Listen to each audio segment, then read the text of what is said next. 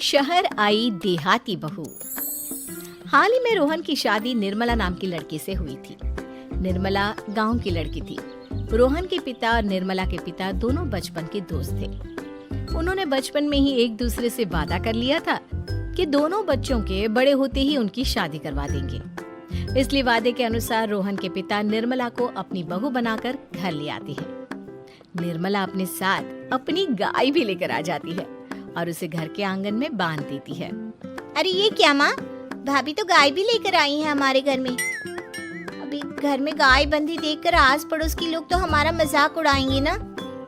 हाँ बेटा, तू ठीक कहती है, लेकिन क्या करूं मैं, तू तो जानती है तेरे पिता किसी की नहीं सुनते। अरे ये क्या निर्मला, तुम अपने साथ गाय क्यों लेकर आई हो? आपके शहर में पैकेट वाला मिलावटी दूध मिलता है ना, लेकिन मुझे तो रोज ताजा दूध पीने की आदत है। गाय लाकर मैंने ना बहुत अच्छा किया है। अब हम सब रोज ना गाय का ताजा ताजा दूध पियेंगे। अरे ये सब तो ठीक है, लेकिन तुम ध्यान रखना कि तुम्हारी गाय की वजह से आस पड़ोस के लोगों को कोई तकलीफ ना हो। हाँ हाँ, मैं सब देख लूंगी, आप चिंता ना करें। कुछ दिन बीत जाते हैं। फिर एक दिन, चल बहू, आज हमें बाजार से सब्जी खरीदने जाना है। उसके बाद सुनीता निर्मला को बाजार में ले जाती है। सब्जी के महंगे दाम देखकर निर्मला के तो होश उड़ जाते हैं। ये क्या माँ जी, 1000 रुपए की सब्जी, ये तो बहुत ही ज्यादा है। अब क्या करे बहू, शहर का तो यही हाल है। ना ना ना, मैं इस तरह पैसों की बर्बादी बर्दाश्त नहीं कर सकती। अब से ना हम इस बाजार से सब्जी नहीं खरीदेंगे। फिर अगले दिन निर्मला घर के आंगन की मिट्टी खोदकर वहाँ तरह तरह की सब्जियाँ लगा देती है। अरे काव्या, तेरी भाभी तो बहुत अजीब है, उसने तेरे पूरे आंगन को खेत बना कर रख दिया। मेरी समझ में नहीं आता, तुम लोग इस लड़की को कहाँ से पकड़ कर लाए हो? अरे सब मेरे पिताजी का किया धरा है। सालों पहले अपने दोस्त से किए वादे के चलते उन्होंने उस गवार को हमारे गले बांध दिया। अरे तेरी भाभी सच में एक नंबर की गंवार है।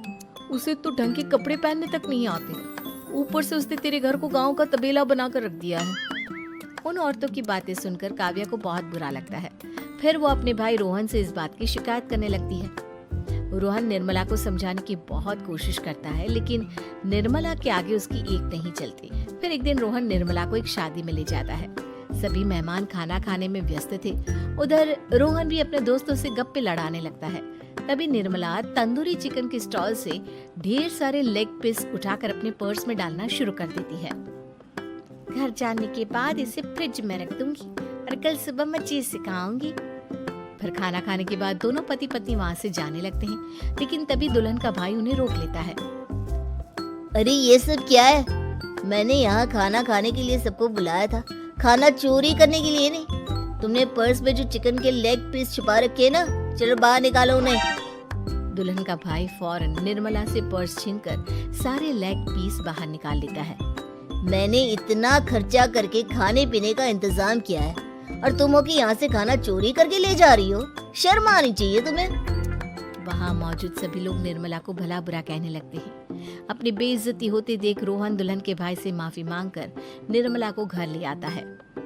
निर्मला, आज तुमने सबके सामने मेरी नाक कटवा दी। आखिर तुम्हें चिकन के पीस चुराने की जरूरत क्या थी? मुझे माफ कर दीजिए रोहन जी। दरअसल ना, हमारे गांव में जब भी शादी होती थी तब मैं और मेरी सहेलियां इसी तरह शादी से ढेर सारा खाना लेकर आते थे। मुझे नहीं पता था कि मेरी इस गलती से आपकी इतनी बेइज्जती हो जाएगी। मुझे माफ कर दीजिए, आज के बाद ऐसी गलती कभी ना करेंगे। इतना कहकर निर्मला रोने लगती है। निर्मला को रोते देख रोहन का दिल पिघल जाता है और वो उसे माफ करके गले लगा लेता है। इस तरह कुछ दिन बीत जाते हैं। फिर एक दिन रोहन उदास होकर घर लौटता है। रोहन के कपड़े बुरी तरह फटे हुए थे। अरे बेटा, ये सब क्या है? किसी के साथ मारा पीटी हो गई है क्या? नहीं माँ, आज हमारी जिंदगी का सबसे बुरा दिन है। म्युनिसिपालिटी वालों ने हमारी दुकान तोड़ दी। आज से हमारी आमदनी पूरी तरह बंद हो गई। हे भगवान, हमने तो किस्त पर ढेर सारा सामान ले रखा है। अब हम सारे सामान की किस्त कैसे चुकाएंगे? मेरी तो सोचने समझने की शक्ति ही खत्म हो गई। पता नहीं आगे हमें और कितनी मुसीबत झेलनी पड़ेगी। आप सबको ना चिंता करने की जरूरत ना है, मैं सब ठीक कर दूंगी। तो कहना क्या चाहती है बहू? हम ना बोल कर नहीं बल्कि करके दिखाएंगे। हाँ, उसके बाद निर्मला अपने पिता को फोन करके गांव से 5 गाय मंगवा लेती है और फिर अगले दिन निर्मला सभी गायों का दूध निकालकर बड़े बर्तन में भर लेती है। तुम ये सब क्या कर रही हो निर्मला? मेरी तो कुछ समझ में नहीं आ रहा। हम ना इन गायों का दूध बेचने जा रहे हैं। उसके बाद हमारे पैसों की समस्या खत्म हो जाएगी। हे भगवान, बस यही दिन देखना बाकी रह गया था। भाभी दूध वाली बनकर दूध बेचेंगी तो मोहल्ले में इज्जत क्या रहेगी हमारी? सभी लोग हमें तरह तरह के ताने मारेंगे। आप ना ऐसी बेकार की बातें ना करो काव्या जी। जब जेब का पैसा और पेट की रोटी छिन जाती है तो इंसान पहले अपने और अपने परिवार के बारे में सोचता है।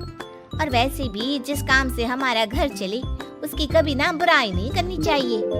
फिर निर्मला दूध के 2 बड़े बर्तन साइकिल के दोनों तरफ लटकाकर मोहल्ले में घूमने लगती है। दूध ले लो, दूध, गाय का ताजा ताजा दूध ले लो, बिना मिलावट का शुद्ध दूध ले लो। चलो चलो आओ भाई, जल्दी ले लो। तभी निर्मला के पास कुछ औरतें आती हैं। अरे तुम तो सुनीता की बहू हो ना? तुम इस तरह सड़क पर दूध क्यों बेच रही हो? निर्मला उन दोनों औरतों को अपने घर के हालातों के बारे में सब बता देती है। देखिए, मैंने ना अभी अभी गाय का ताजा दूध निकाला है। आप सब तो रोज पैकेट का दूध पीती हो, आज गाय का ताजा दूध पी कर देखिए, इसकी ना बात ही कुछ और है। हाँ बहू, मुझे तुम्हारी बात समझ में आ गई। लाओ, मुझे 2 लीटर दूध दे दो। उस औरत की देखा देखी बाकी औरतें भी निर्मला से दूध खरीदना शुरू कर देती है। थोड़ी ही देर में निर्मला सारा दूध बेचकर ढेर सारे पैसे इकट्ठे कर लेती है। उसके बाद निर्मला घर जाकर सारे पैसे अपनी सास को पकड़ा देती है। अरे बहू, इतने सारे पैसे! सच में तेरा आइडिया तो काम कर गया। अरे माँ जी, आप तो बस देखती जाइए, कुछ ही दिनों में मैं अपने घर की सारी समस्या खत्म कर दूंगी। हाँ। फिर अगले दिन से निर्मला गायों के गोबर से ढेर सारे उपले तैयार करके बेचना शुरू कर देती है। निर्मला को पैसे कमाते देख रोहन के अंदर भी हिम्मत आ जाती है और वो भी दूध बेचने का फैसला करता है। निर्मला के कहने पर उसके पिताजी कुछ और गायों का बंदोबस्त कर देते हैं। इस तरह दोनों पति पत्नी मिलकर दूध बेचना शुरू कर देते हैं। कुछ ही महीनों में उनका दूध का व्यापार खूब फल फूल जाता है। इसके चलते रोहन एक बड़ी दूध की डेयरी भी खोल लेता है। पिताजी, जब आपने निर्मला से मेरी शादी करवाई थी तब मैं मन ही मन आपको कोसा करता था, लेकिन आज मेरी समझ में आया कि आपका फैसला बिल्कुल सही था। आज अगर निर्मला ना होती तो पता नहीं हमारा क्या हाल होता। हाँ बेटा, तू ठीक कहता है। हमारी बहू ने तो हमें उजड़ने से बचा लिया। भगवान ऐसी बहू सबको दे। इस तरह निर्मला की समझदारी के चलते सब कुछ ठीक हो जाता है और वो सभी हंसी खुशी अपना जीवन जीने लगते हैं।